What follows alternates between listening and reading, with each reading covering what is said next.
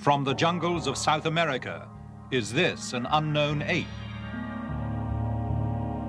In the forests of the Congo, how huge was this snake which rose up and menaced a helicopter? In Mozambique, could this be an unknown species of big cat? In the Pacific, did this man see the legendary dragon of New Guinea?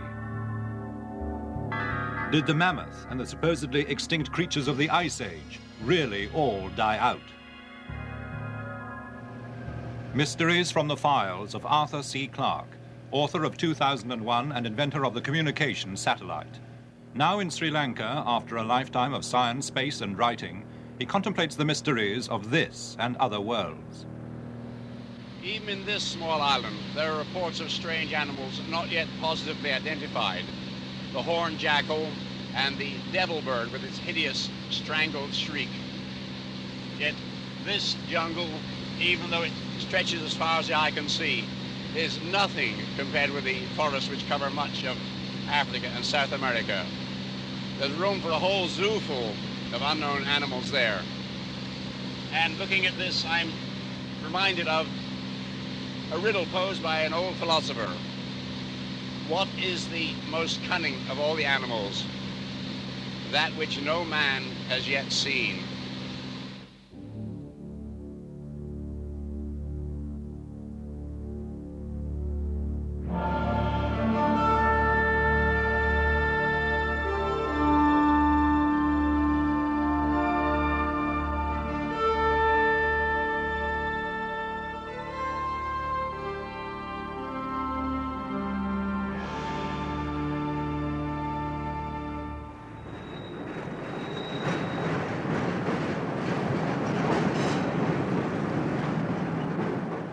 In downtown Chicago, the university's professor of biology on a shopping expedition.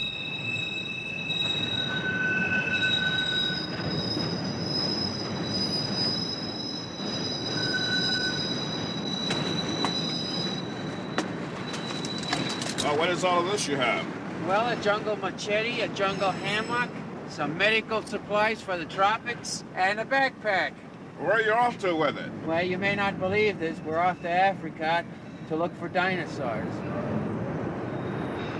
For it's in the Congo that Professor Roy Mackal and his colleague, explorer James Powell, really believe, from many reports, that there may exist a living dinosaur, or something like it. The animal is described as being as big as an elephant, or at least as big as a hippopotamus. It has a long head and neck and a long tail. It has feet that are like a hippopotamus, but it has 3 claws on each of these feet.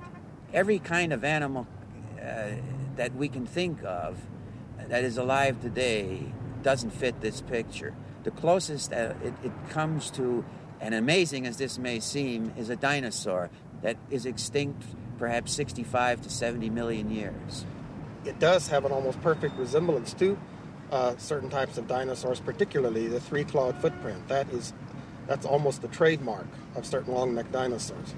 What really got me onto this was in 1976, I had a grant from the Explorers Club of New York to study rainforest crocodiles in the Gabon, which is a country immediately to the west of Congo. And since I had read about these reports, I decided to see if I could come across any similar information. So among the Fang tribesmen, I tried a little, you might say, flashcard test.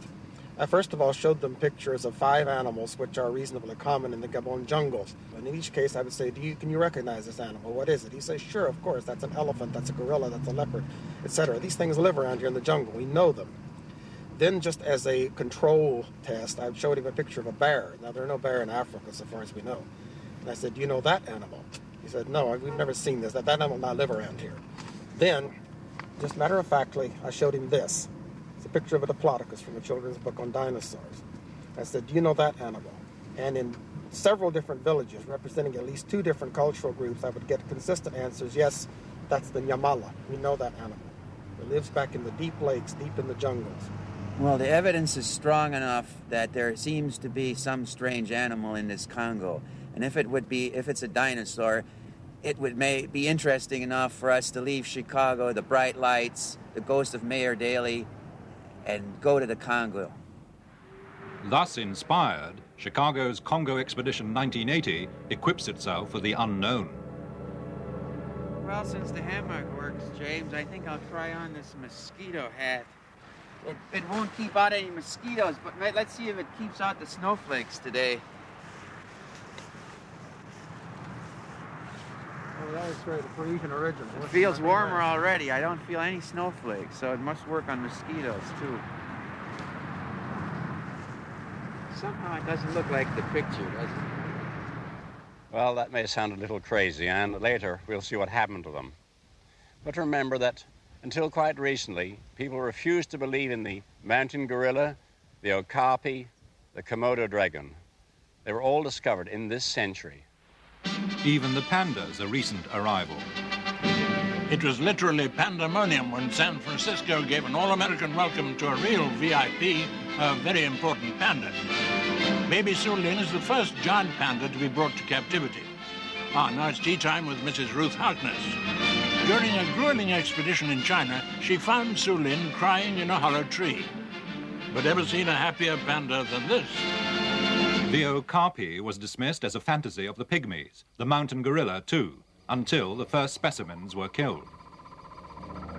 Who would believe the current stories of a saber-toothed killer loose even now in the Australian bush if we didn't have evidence on film that the ferocious Tasmanian tiger, this is the last one known, was still alive in Hobart Zoo in 1933. Snakes that can swallow a donkey look like Swiss Family Robinson fiction, except we do have eyewitnesses and even photographs. This giant anaconda was killed on the Amazon. According to a Rio paper, it was 130 feet long. This one was dispatched on the banks of the Mogiachu River in the interior of Brazil. When this snake, allegedly 115 feet in length, emerged from the river Oyapock, the militia were called out to machine gun it. But it was in Africa, the Congo, that an undoubtedly monstrous specimen appeared to confront this Belgian helicopter pilot, Remy van Leerde, as he returned from a mission in 1959. So as we had a camera on board, I decided to make several passes over the hole where the snake was in able to let the man take a picture of it. And I made certainly between 4 and 6 passes right over the hole where the snake was in. By then I was already flying for 25 years, so I have a very good experience of measuring things. And I would say the snake I saw there was close to 50 foot, close to 50 feet. I don't know, you say 50 foot or 50 feet, but very close to certainly. And it was moving inside the hole and looking very dark green, deep green, brown, with his belly white.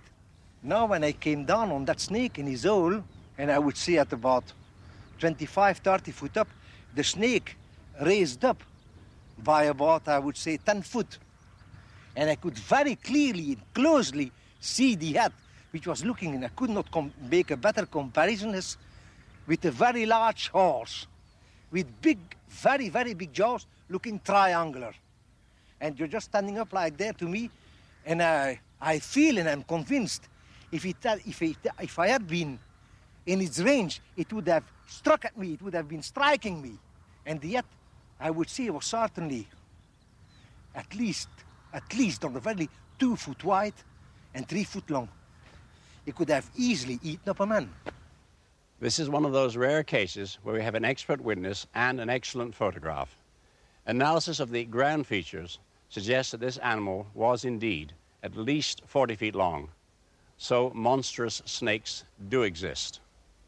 On the other hand, there's been a reward out for at least 60 years, initiated by Theodore Roosevelt, now worth $15,000, for any snake over 30 feet long, and no one has yet claimed it. Another controversial animal for which an excellent photograph exists is Lois's monkey. It was 1920 when from the Maracaibo jungle of Venezuela, these 4 gaunt and desperate figures emerged, the last remnants of a 20-strong expedition of Europeans who set off up the Rio Catatumbo 3 years before. All the rest had died, victims of fever or of the poisoned arrows of the Motiloni Indians. But one of them, geologist Dr. Francis de Lois, still had with him one extraordinary picture, which was to divide the zoological world for 50 years. Could it really be an unknown ape? Yes, said Georges Montandon, France's most eminent zoologist. And he christened it Amer Anthropoidis loisi, Lois's ape, though no ape had ever been known in America. But his deadly rival across the Channel, Sir Arthur Keith, Fellow of the Royal Society, denounced the whole thing as a fraud or a nonsense. With academic scorn, he quoted Delois's own account in the Illustrated London News, telling of two creatures which had attacked Delois's party by the unorthodox means of defecating into their hands and throwing their droppings at the foe. The creature was merely a South American spider monkey, said Sir Arthur, with the tail either cut off or hidden. Dr. Montandon was not to be intimidated. He got his cousin, who worked for Standard Oil in Tulsa, Oklahoma, to send him a standard petrol tin packing case, as seen in the original photograph. Upon this, Montandon placed first a standard spider monkey, and then a standard Frenchman. Comparisons seemed to make Lois's ape well over 4 feet tall. For Montandon, it was convincing proof. Since that day, no further evidence of a great ape has emerged from South America to vindicate Dr. Montandon or destroy theories of a hoax. But the question remains, why should a Swiss geologist, not much interested in zoology, his companions dying or being murdered all around him, be bothered to fake a picture? For that reason, if for no other, Lois's ape remains a mystery.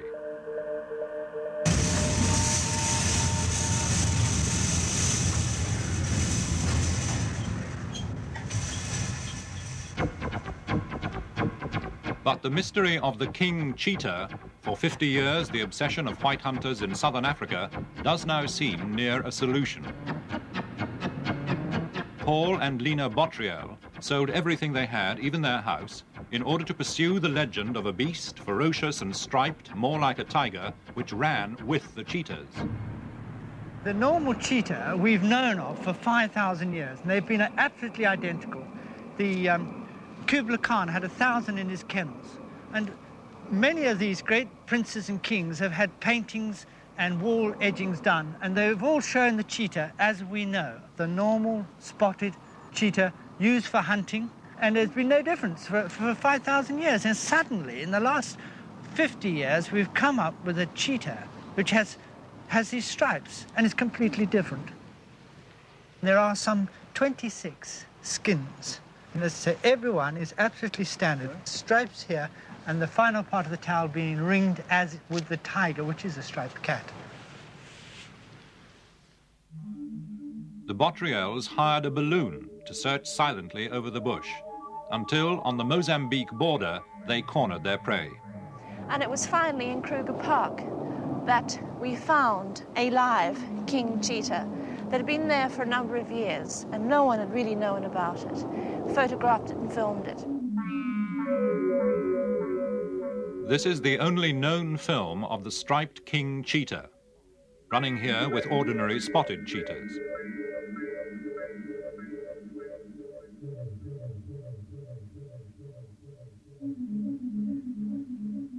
The theories are that it could be a hybrid, or alternatively, it's a mutation, being a strange pattern thrown up once in every few generations.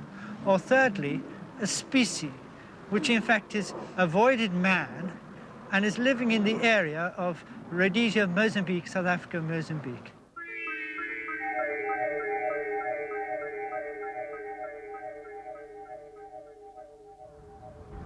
We could find a completely different species of animal, we don't know, and that in itself is enough to fight for and try and achieve. What may be a baby version of the legendary New Guinea dragon has also been filmed. It is said to kill dogs and wallabies and to grow to 20, 30, even 40 feet. In 1979, a 6-foot specimen was shot near the River Fly, and naturalist Ian Redmond determined to look for a full-grown dragon.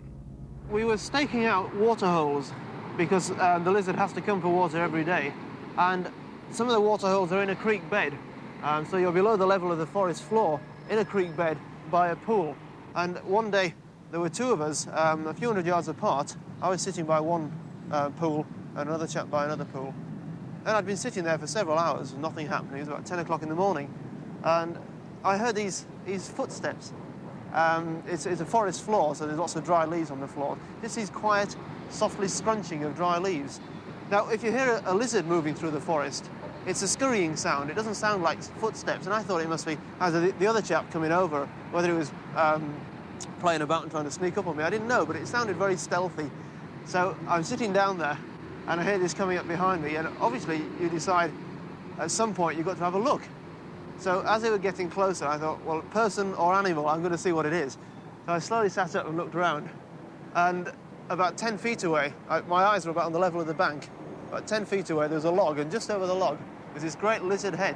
Now, I couldn't see the whole body, but I could see that the head and shoulders were a lot bigger than the one which had been shot.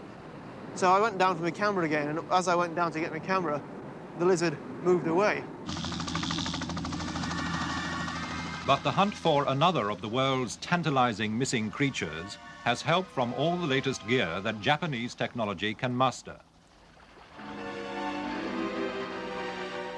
These Japanese are in Fiordland, in the far southwest of New Zealand, looking for the largest bird that ever lived, the 12-foot-high moa.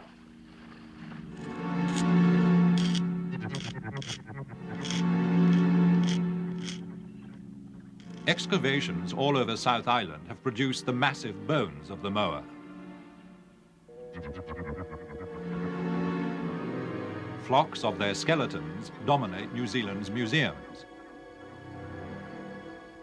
The moa certainly seems to have been seen as late as 1860, and one witness, Mrs. Alice Mackenzie, said she saw one on the sand at Martin's Bay in 1883. And it took no notice of me when I came near it. And I got nearer and nearer until I sat down on the sand behind it. And it was a bluish color, just a faded bluish gray color.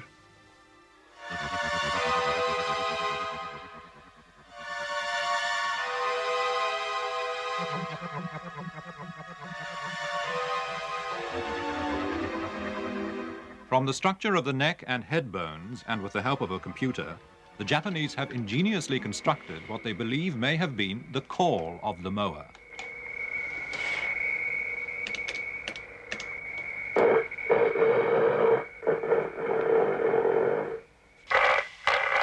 Armed with the tape and stories that the call has indeed been heard in recent times, they set off into the forest, hoping for, yet perhaps fearing, a response from a bird that was supposedly able to split a man's skull with its beak or kill him with a kick.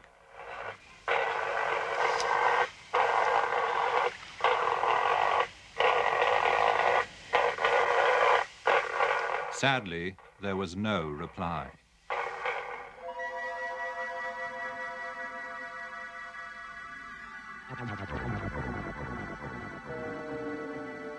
The most puzzling of all the stories of missing animals comes from the snowy regions of Siberia, the disappearance of the great hairy mammoth. Professor Vereshchagin has been on the trail of the Siberian mammoth for 40 years. When I was camping beside the river Indigirka in Yakutia, it seemed to me that at any moment from out of the dense undergrowth, the head of a mammoth with its hairy trunk might appear and wander into one of the clearings among the valleys. It is ideal mammoth country. On expeditions to Yakutia in the far north of Siberia, Professor Vereshchagin and other Soviet scientists have found the tusks and bones of hundreds of thousands of mammoths, which seem to have died in some sudden catastrophe. But back in Leningrad, Professor Vereshchagin does have one of the remarkable specimens which just occasionally emerge from the frozen soil of the tundra. A whole mammoth, fresh frozen for 10,000 years. This is the Berezovka mammoth, just as it was found having fallen down a ravine and been asphyxiated. Its pelvis was broken, and in its mouth there was still a piece of food, a clump of grass which had not yet been chewed. There have always been tales that mammoths still live in Siberia. And then, in 1977, some Soviet gold miners found a baby mammoth in almost perfect condition. Amid great excitement, it was brought back to the Leningrad Museum. But Professor Vereshchagin is sure it died at least 10,000 years ago. The mother was killed by hunters. This baby was wounded by a spear in the right leg. It managed to get away, but died of starvation. But the discovery of the baby mammoth has produced a possibility even more exotic than the thought that the mammoth could be still alive. Next time a mammoth is found, Russian scientists are going to take some of its frozen body cells and try to clone it. That is, grow, as is now theoretically possible, a new living mammoth from the cells of a body dead but preserved for 10,000 years.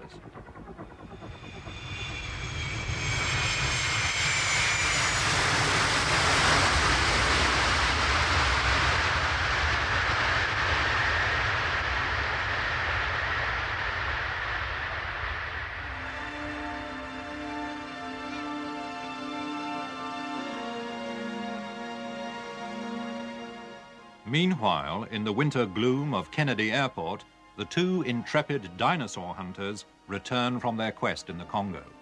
This expedition into the Congo was the most difficult thing that we've ever done, but it was well worth it. It was both the best and the worst that I've been on. In the sense, it was the worst in terms of the difficulties encountered, but it's the most exciting in the results of any of the African things I've been on. I remember walking through muck, slipping into slime up to my ankles, up to my waist at times. I remember the complete exhaustion every half an hour. When you couldn't get another breath of fresh air, you couldn't take another step. We were looking for eyewitness observers, and we gradually began to zero in on the geographical part of this area where eyewitness observers were concentrated. And using that technique, we were able to come to the center of the reports, to a place where actually the animals are alleged to be. They told us about how, about 1959, 3 of these animals, possibly 2, had been coming into Lac Telly, and this had disturbed the fishing of the pygmies. So the pygmies decided they're going to stop this and started to drive stakes in across the opening into the lake. This prevented the animals from coming in, but one was while it was attempting to get through the stakes, was speared by the pygmies. They proceeded to kill the animal and cut it up into slices. The report from the observer was that it took forever because of the long tail and the long neck. They described it as being about 30 feet long, with a head and neck 2 to 3 meters long, some 6 to 9 feet, looking much like a large snake, but attached to a thick body. What was maddening about it was that at Adipena, we were, I would say, about 25 airline miles from Lac Telly, which is one of the places where there might conceivably still be living specimens of this creature. We were unable to reach the lake because it would have taken from 2 to 3 days to get into the lake, a comparable amount of time to march out, and we would have wanted to stay, some time at the lake. And we would not have had time to get out of the country before our visas expired. As we went along and gathered this information, I became more and more convinced that we are dealing with a real animal, perhaps extinct in a very recent past, but still a real animal. Yet if we believe what the Congolese and the pygmies told us, the animals are still alive today in certain parts of the Bai River, which is a tributary of the Likwala, perhaps even in the Likwala and perhaps Lake Telly. We conclude that there is indeed a real animal and that this animal is a species which is unknown